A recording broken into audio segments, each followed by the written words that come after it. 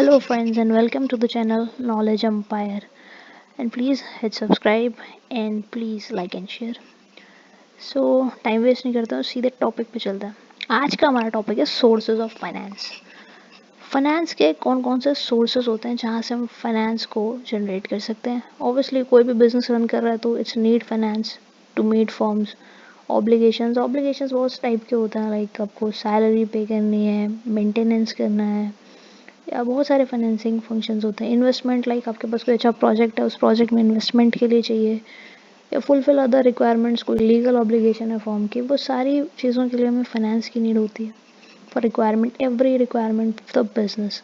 सो इस रिक्वायरमेंट को फुलफिल करने के लिए कौन कौन से फाइनेंशियल सोर्सेज हमारे पास अवेलेबल होते हैं।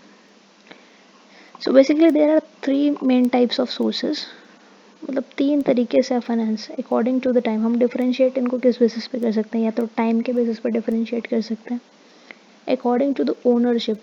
जो सोर्स हमने फाइनेंस का जनरेट करने के लिए यूज़ किया है उसकी ओनरशिप क्या है, उस ओनरशिप के अकॉर्डिंग सोर्सेस हो सकते हैं।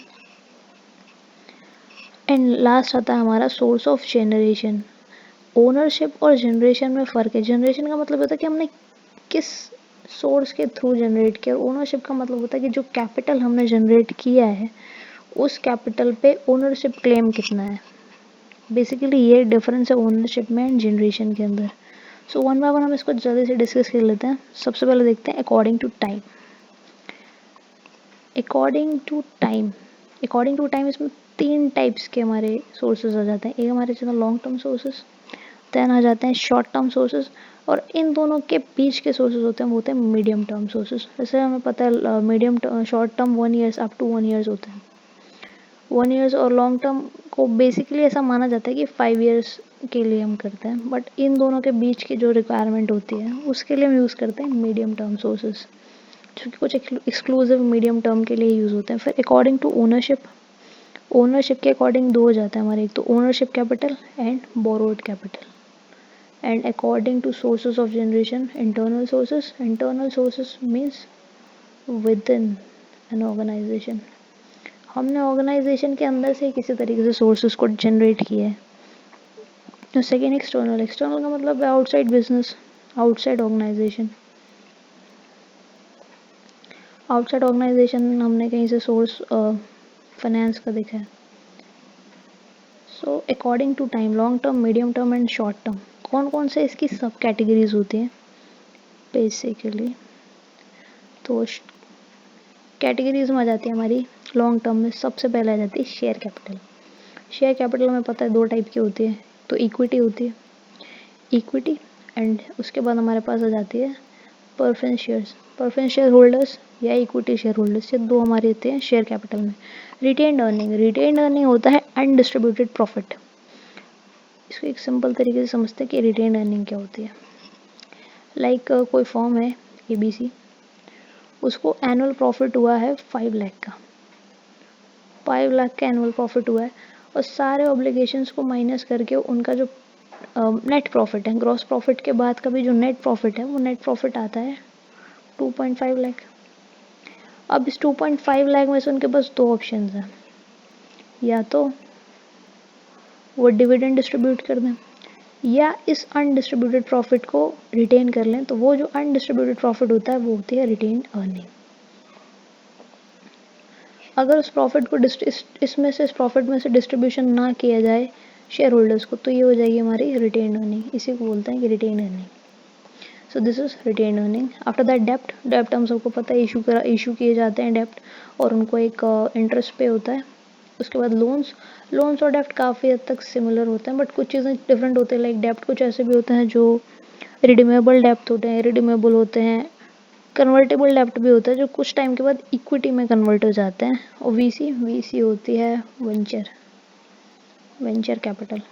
स्टार्टअप्स के लिए वाइडली यूज़ होती है वेंचर कैपिटल, जो कि सीड फाइनेंसिंग से लेके उसकी सारी फाइनेंसिंग के साथ साथ कंसल्टिंग फैसिलिटीज़ भी वेंचर कैपिटलिस्ट प्रोवाइड करते हैं। उसके बाद हमारे पास आ जाते हैं medium term. Medium term sources में पहला हो गया पब्लिक डिपॉजिट, पब्लिक डिपॉजिट के थ्रू कर सकते हैं। लीज फाइनेंसिंग, लीज में भी दो टाइप्स की लीज होती हैं, एक ऑपरेशनल होती है और एक फंक्शनल होती है, दो टाइप्स की लीज होती है।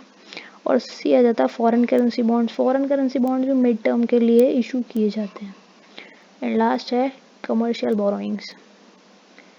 शॉर्ट टर्म का मतलब जहाँ भी आता है मतलब विद इन 1 ईयर, इससे ज़्यादा नहीं। इससे ज़्यादा होंगे तो फिर वो मीडियम टर्म के हो जाएंगे। सबसे पहले ट्रेड क्रेडिट बेसिस पे जो परचेज होते हैं, ट्रेड क्रेडिट, अकर्ड एक्सपेंसेस या एडवांस्ड इनकम या अकर्ड एक्सपेंसेस, आप दोनों ही ले सकते हैं इसके अंदर। एडवांस रिसीव्ड, किसी भी पेमेंट को आपने एडवांस में रिसीव कर लिया वो भी आपकी इनकम है। और शॉर्ट टर्म प्रोविजंस में प्रोविजंस फॉर डेप्रिसिएशन आ जाता है, प्रोविजंस फॉर टैक्सेशन, या बहुत सारे प्रोविजंस जो शॉर्ट टर्म के लिए बनाए जाते हैं वो सब आ जाते हैं। इसके बाद आ जाता है अकॉर्डिंग टू ओनरशिप। ओनरशिप के अकॉर्डिंगली कितनी वो टाइप्स की कैपिटल होती है।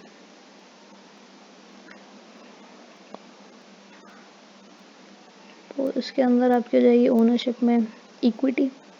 जब भी हम इक्विटी इशू करते हैं, इक्विटी शेयर्स होते हैं, वो जो फर्म होती है उसके ओनर्स होते हैं, उनको वोटिंग राइट भी होता है। बोरोड कैपिटल में डेप्ट या फिर आप लोन्स, इन दोनों को ही कर सकते हैं। डेप्ट भी आ जाएगा और लोन भी आ जाएगा।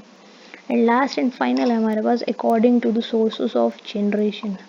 सोर्सेज ऑफ जनरेशन में इंटरनल का मतलब हमने पहले भी पढ़ा था। इंटरनल मतलब within an organisation, organisation के अंदर से हम कैसे जनरेट कर सकते हैं। तो इसमें रिटेन अर्निंग आ जाएंगे, क्योंकि रिटेन अर्निंग आप अपने प्रॉफिट से करते हैं।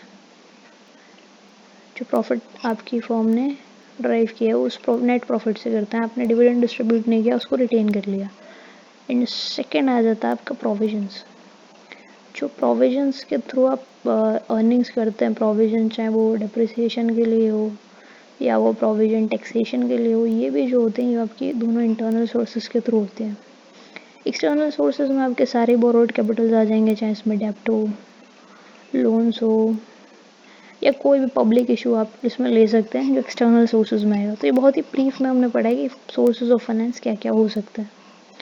Thank you so much and keep learning.